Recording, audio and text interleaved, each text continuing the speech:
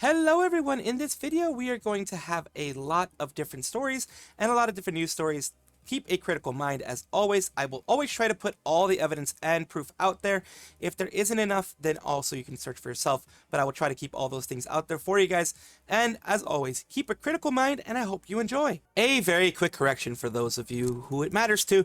I did make a mistake recently. I believe it was 2 videos ago when I mentioned Hololive ID. I did say it was a sub branch. It is not. It is its own branch of Hololive itself, just like JP EN is. Then Holostars is a branch of, you know, cover, etc. So that was my mistake on that part. And of course, I didn't mean it to diminish any kind of like what some people were trying to say. Some people were incorrectly trying to say, like that I was trying to say the girls weren't doing anything, didn't do anything, or trying to diminish the importance that they had to the EN sphere. You guys did re-educate me. You guys did educate me on a lot of things. And that was my mistake on that part, that it was never done in malice. And those people who think it was done in malice, you guys are wrong. I'm just going to say that. And I'm honestly offended that you think I would maliciously do anything against a VTuber like that. Again, we have some news about the way that Nijisanji treated their people. It says, talking about strictness of the 3Ds, more like how greedy Nijisanji is. Like Mint talks about how strict 3D is to get, yet I barely see any such content. Even the 3D sometimes is a darn joke. Other companies, including Hololive, and they go on and talk about, you know, Hololive being different from Nijisanji. I had put that late in a previous video where Coefficient was talking about the same things. Person saying, you know, pay the live scraps, basically taking back what they paid, including earnings you may not even get revealed by others. Honestly disgusting. Of course, the source that they're talking about. Let's talk about this and then see what happens on the other side. Exercise outfit, that was like everybody's seen the 3D. I'm so glad that she could use that. That she could use that like fan 3D. I feel like, I don't know, I feel like with some like corporate company, like some companies, they can be kind of strict on like what type of fan models are allowed and stuff like that. So that's why you see like a lot of corporate VTubers using like chibi 3D models and stuff in like streams and things. So I'm really happy that they allowed her to use it. Secretly management wanted to see her in it too. I don't know how it works in Holo. I know for like maybe other companies, it's like a special, it's like you have to like earn the other outfits in 3D.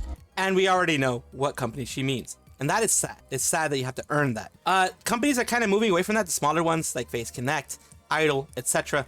For example, Brave gave every single person that was staying a 3D, or at least a soon-to-be 3D. A lot of smaller companies are doing the same thing because they don't want to follow what at least Nijisanji is being accused of. Kind of deal. Yeah, so if they're just like, if you like want to use a different outfit for a 3D, you either pay or earn it. So, you know, they don't want other models looking too similar to the real outfit, the real thing, unless it's chibi, you know. From what I've heard.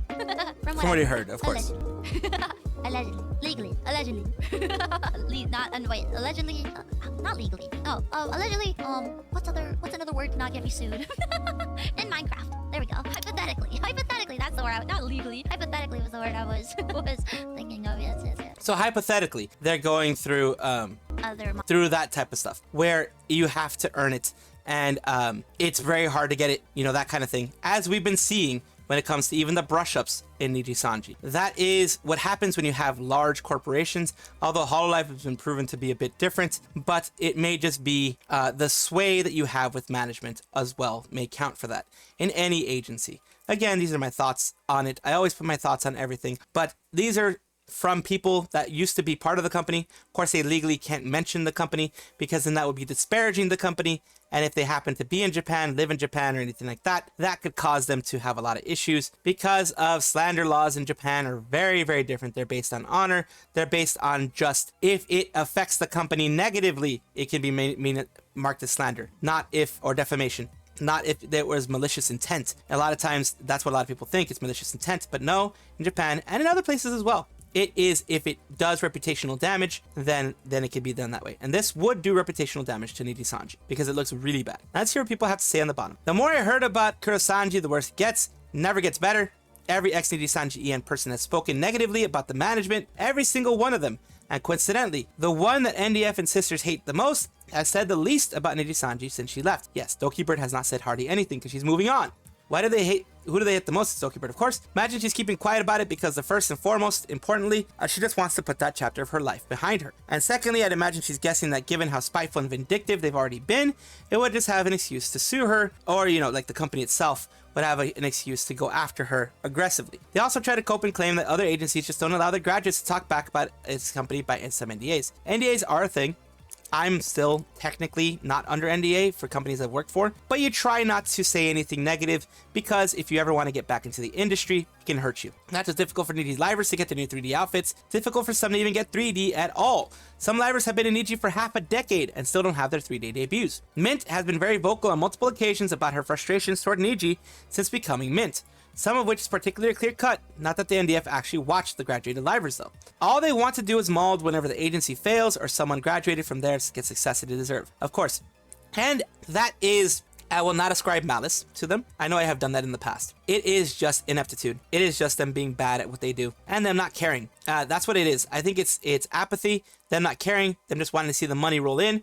By them, I mean the higher ups, the management, the ones who decide all these things, the lower end managers, the ones that are actually helping the talents, the ones that are there on the day-to-day things. I don't think they're at fault for any of this kind of stuff. It's the people who control the managers and the people above them that are the issue. I've always said that and will always say that. A big piece of news that has happened recently is the Mikeneko MafuMafu court case being done. No one won or lost, they both dropped the case. That's what ended up happening. And here's Mikeneko's side, and then I will go over MafuMafu's side as well. It says, to all concerned parties and fans, I would like to announce that the dispute between me and MafuMafu has been resolved by mutual consent, with both civil and criminal claims abandoned. I apologize to all concerned parties and fans for the inconvenience and concern caused. I am not engaged in any acts of infidelity, domestic violence against others, threats against third parties, or the hurting of cats.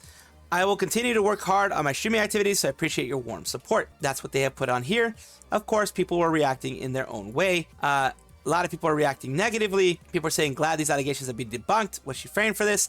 They're saying, thank you for your time. I'm glad that you were able to resolve the issue. Other people around here are having different messages here, which is basically, furthermore, I have not committed adultery, etc., etc. So, okay, tonight after the settlement, shouldn't we just not have decided on it? She wants to make sure, because people are still going to be like, oh, it doesn't mean you haven't done this. It's just the way it is. So in order to make sure everything is cleared up, she had to put it out there because she's always being accused of this. I can understand that, you, of course, when you're accused of all those things, you do want that to be fully done and finished. Thank you so much for your hard work, Michan. It must have been really hard for you to be made to suffer by MafuMafu. They both were toxic to each other, to be honest with you. They both were extremely toxic to each other. They should not have joined in any kind of relationship with each other. Just my opinion here. It was toxicity on both sides. Of course, Mikeneko being pretty much bigger in the general VTuber space because of the fact who she was before when she was in Hololive. It brought more attention to her, and she was a bit unstable emotionally for a long time, unlike MafuMafu, who took it a little bit more relaxed. That made it so that she had a larger spotlight. She has a lot of aunties as well, which makes a larger spotlight on her. And it says, you know, basically the things that I've covered. Leah says MafuMafu's side hid Miko's name. If Miko uses MafuMafu name, it won't make sense. Because it's different. Each person can have their own thing. I think what MafuMafu is doing is that they don't want to give any attention to Mikeneko. They don't want anyone to go over to Mikeneko's side or watch them or do anything like that. So it's kind of like not giving them attention type of thing. Mikeneko wants people to know who was the one that they were doing it. It's just each person has their own ways of thinking. I want you to understand that I'm not afraid that I'm an anti or anything, but I always just wondered why MafuMafu was careful not to call a partner by name, but everyone knew who it was. Everyone knew who it was. Why did Mikeneko go out of her way to call MafuMafu? Because everyone knew who they were. Didn't feel that she needed to remove that, I think, personally. Always works hard, turning any adversity into strength, and seeing her like this makes you want to work hard too. Respect her. I respect her for not going insane like she had before. MafuMafu always says what she wants to say, referring to Asan as friend. Even though they reconciled, he's still saying it. Look at what MafuMafu has written. You haven't changed at all. Of course, aunties are going to be there. And this is all regarding, of course, this previous one. This was done in May 23rd, about how they're going to do criminal aspects and all that kind of stuff. Just giving you a bit of background on that. Now seeing MafuMafu's side, people are responding to this. MafuMafu wrote as well regarding the matter that was contested in court. Here is their full writing of it. Dear all, thank you for your continued support. This is MafuMafu. I would like to inform you about the outcome of my lawsuit with Mrs. A.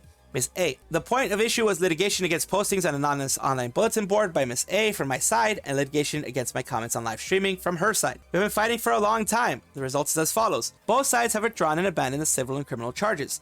The record shows it as a judicial settlement, but it's more appropriate to say both sides have given up. I received a settlement proposal from the opposing lawyer by the end of July, and I've been struggling for 2 months. During that trial, the court officials and lawyers who handle my case have been really friendly. But the judge in the civil trial advised me both sides may not be prosecuted, and even if they are, I don't think the punishment will be severe. Wouldn't it be better to value your time and your life rather than continue fighting for a long time? And they both agreed. So they both made this decision, of course, to do that. It's indeed true, and it's been more than 2 years since I started preparing for the trial with no end in sight. Since the controversy, I've often received anonymous threats, and so has Mikeneko. Both sides have. Even when I was making music, it was painful to think about the trial. So although it's neither a win or loss, I was relieved that I was able to finish it safely. Looking back now, I have no intention of changing my position. I wanted to fight to the end, but the most important thing is grateful to me is that a legal institution has guaranteed the sentence below. Both parties will have no contact or involvement whatsoever with each other. I have done nothing against the other party that is unethical, immoral. I would like to deny any speculation that may have arisen. Once again, I'm truly sorry. I've shown you something that you cannot bear to see. I am also grateful to all those who support me and are friends with me, more than I can express. I will refrain from making any further comments on this matter unless necessary, and will end my comments with this statement. Thank you very much for reading this far. Next, we have, of course, people responding to the post. Thank you for your hard work. It would have been wasted MafuMafu's time and feelings, so I think it's for the best. Not only will I never have any contact with him again, but also pray that I never meet him again in the next life. Also, you have people here saying thank you so much for your hard work, Mafu-kun. Thank you carefully explaining your private matters. Court cases are often unsettling, but I hope that Mafu-san's sadness will be cleared up as soon as possible. Of course, I will continue to support him with all my might. And that's fine. Everyone should support who they want. Just don't send hate to either side. Because both MafuMafu and Mikeneko have gotten severe threats, and it's not good. I've grasped a certain end as the exit. Feel free to relax and dive into sofa or bed. Enough with the flashbacks. Walk on a warm path. I can repaint anything.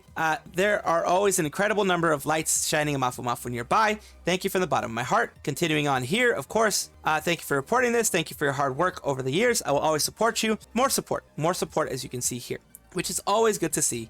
And I'm glad that everything is just closed. I'm glad that that chapter has been closed. Have covered Anime Festival Asia again and again and again, every single time. And it is big, but you know, remember how Nijisanji was all like, oh, the Nijisanji defenders, oh, Singapore isn't big. Do you see how small Singapore is? Blah, blah, blah, blah, blah, to try to distract from the fact that they weren't doing so well. In this case, anyone is attending AFA. Saturday event is almost sold out. Saturday is the Hololive Day. Saturday is the Connect the World World Tour Day. It is their concert day. So it is sold out. From what I heard, even Category 2 seats. Category 1 is the very, very bottom. The expensive seats. Category 2 seats were gone in 5 minutes since the ticket window opened. Ticket prices are $158 to $198. $198 is the Category 1/2. And which category seats you're getting. For comparison, Nijisanji Virtual Rhapsodies tickets sold from $148 to $188 Singaporean dollars. So it's around the same price, and they're selling out quicker. Even without the past 2 years of Hololive Meet being sold out for AFA Singapore, this year's events are by far the clearest comparison you can get. Yes, because it is not like, oh, in the heyday when no one was working, back in the human malware days, blah, blah, blah. You know, it's not that. It's a direct comparison. Because people are saying, oh, people are working now, people are busy, blah, blah, blah. But here you have the AFA Singapore, $162 US dollars, and like or Singaporean dollars, and they're selling out. They're selling out like hotcakes. But that's because Hololive has done wonderful things. It is true. Niji has no excuses. Went to check their website to see for myself. 30th November, Saturday, where Hololive Meet is happening, almost all sold out. You can only get Category 3 tickets, and they're selling out fast. They'll be sold out, and the venue will be full. And then this is where they're talking about, people are saying, Singapore's population 2024, 6.04 million. It's a lot of people. It's not small. It's not small at all. But remember, this is what they were saying before. Do you know how small Singapore is compared to Australia? It's barely a dot on the world map, and you're comparing the amount of audience at a stadium-sized event, because this was the DreamHack event for Hololive back in the past. So they were trying to compare it to try to make it feel like, you know, whatever. And people were saying, they bloody said it's the venue's fault for the quality. Like, yeah. And here's, I mean, you can read what this thing says. I covered it before, where the Nijisanji cultists, the people who really enjoy Nijisanji, were like, you know, it's the venue's fault. It's everyone's fault but Nijisanji. If you actually nurture your talents and nurture the audience behind your talents, then you are going to get good things like what's happening right now with what happened with DreamHack #1, what's happening with Anime Festival Asia. Going to try to keep this as short as I can, but you know me, I'm a talker. Guest announcement for the Mirage and their the live that they were doing, their anniversary live. They had Roboco, Azuki, a bunch of people here, their Mirage live. You can see all the special guests here. Rene, Muna, Risu, Narissa, you had Hajime, I believe it's Hajime, Azuki, Roboco, Iris, and Ina. For Mirage, their 4th anniversary 3D live, you had people here doing little moments where they even had it cut around here, like they're like, they even had freaking they even made chapters, for goodness sakes, when they were doing the Hanamori, the Hinotori. Oh, I remember that. I remember being very happy when she did Hinotori. Nice type, just Kiara here. And then you have Kiara Iris. Why does heart break? Always wanted all. When I fall hard, oh baby. That they sync very well. They sync very well. Then you have Narissa. And of course, I can't put all of it because haha. Then you have Iroha.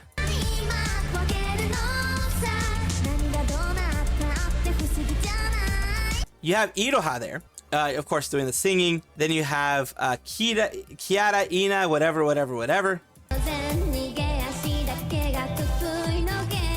You have them doing as well, you know, their little section that they have after there. Then you have Roboco, Kiara, and Azuki.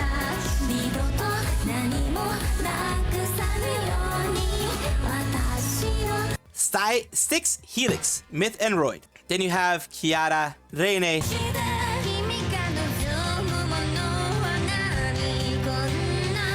You have all of these. They had really, very good songs and very good stuff going on there. They had a lot of fun. As right here, you see Takanashi Kiara's 4th anniversary celebration merch is out. The plate, the egg cup, the spice containers, the glass, the situational voice pack, complete set purchase, and the bonuses and everything is there. There's a full celebration, $83. The merch being the KF plate, egg cup, hydration station glass, enhancement spice container, and the voice pack there of Taking Flight with Wawa. Here's everything that they had there with the voice pack, the bonus A5 clear folder. They do that a lot recently. And here is, you know, everything involved in it. The folder, the actual, you know, art, all the things that they have here. The front, side, back, the cups themselves, the plate, the plate holders, the egg, everything in there, the glass. It's very well done. Very well done for her. And here is the person who did the art. It's very cute diner type of art for Takanashi Kiara. And of course, Mirage is her recent debut of her new song. Let's take a quick look at it. I still wonder if I was made for you, if I could only see. So there you go. They had her very sexy. Of course they're gonna have her very sexy because it's freaking Kiara. We all know her for her hip movements now. We all know her for her 80s inspired, 90s inspired gym outfit, all that kind of stuff. They're doing a really good job. I mean, look at this. Oh God, someone put that as the highlight. I went straight to the highlight and someone put that as the highlight. Of course they're gonna have Kiara's butt as a highlight, for God's sakes. The 3D is really well done. The choreography is really well done. And knowing Kiara, she practiced it and actually danced it herself. Instead of it being like a dance coach doing it or someone else doing it for her, she did it herself. And she did the dancing herself and everything like that. Very well done. Very well made. Congratulations to Kiara once again. Production Kawaii is going to be ceasing operations as of November 30th of 2024. This is a sad day for anyone who knows of Production Kawaii, has been following Production Kawaii, has been trying either to get into Production Kawaii or is already in there. I know several VTubers. I've watched several VTubers who are in Production Kawaii. A lot of them are making the announcements. What's going to be happening? What's going to be going on? They're all doing their announcements now. But what I want to focus on is what Production Kawaii is saying here. And of course, I always like giving you guys the full rundown. It says, "Thank you very much for your continuous support of Production Kawaii and our affiliated talents. We would like to inform you the production Kawaii will cease operations as of November 30th, 2024. After much consideration, we have come to the decision to cease all of our activities, as it would be difficult to maintain the current structure and continue to operate the agency and support our talents. It seems like a money issue. We would like to apologize to everyone who has supported us, our affiliated talents, and all related parties for this regretful decision. As for the 15 affiliated talents from December 1st, 2024, there will be no changes to their channels or social media accounts. They will continue their individual VTuber activities. So since they're closing, they're doing the right thing, in my opinion, and letting them be independent. They are now in control of their channels. As of November 30th, they're not going to be a part of Production Kawaii. They're going to be continuing to do their stuff and decide what they want to do after that. Production Kawaii will continue to be open to all inquiries until November 30th, 2024. So please contact us via the website or XDMs for any inquiries. For information on each talent's activities after December 1st, please be sure to check for updates on their streams and social media accounts. Regarding the announced event appearances and concerts, event appearances and solo concerts officially announced by October 9th will be held as scheduled. Regarding merchandise, sales of merchandise currently be sold, but Production Kawaii will be taken off the shelves on November 30th. Please rest assured that Production Kawaii will continue to take full responsibility for delivering all merchandise scheduled to be shipped as of after November 30th, if it's been bought before November 30th, of course. Production Kawaii will continue to be open to receiving letters and gifts to our affiliated talents until November 30th of 2024. Please note that we may not be able to deliver these gifts, letters and gifts that arrive after November 30th, 2024 to the talents. We would like to request that anyone refrain from contacting talents for details regarding this matter. We sincerely appreciate your support for our talents as they navigate this tough time and their activities in the future. There are a lot of talents in Production Kawaii, a ton of talents, and they're all speaking as I mentioned here. You can see them all up here in the banner. These are all the ones in Production Kawaii's talents. Each one of them are amazing in their own right, and they all have fans in their own right as well. And of course, I am someone who likes, all VTubers and tries to support all VTubers and tries to do what I can for all VTubers. But this is, of course, a sad time, and I did want to cover it as it is big news. First Stage Productions is a production company that we all know and love, and well, some of us know, some of us don't. EN has been doing extremely well, while their JP is floundering. And this is what this person here has a question about. It says, basically they were going to discuss Reality Studios and its lineup and subsidiaries, but they decided to focus on First Stage Production first. With that said, I'm really concerned about the agency's future. While its English branch is thriving as of now, its Japanese branch couldn't break out ever, and is currently floundering ever since the remaining first generation members graduate at the end of August. I covered that in the smaller agency part of the news that I kind of try to do and try to put there occasionally. Both branches within First Stage Production are not interacting with each other, as they're completely separate. It's really ironic that the English branch is carrying the entire agency, unlike, Nijisanji, where the JP side is.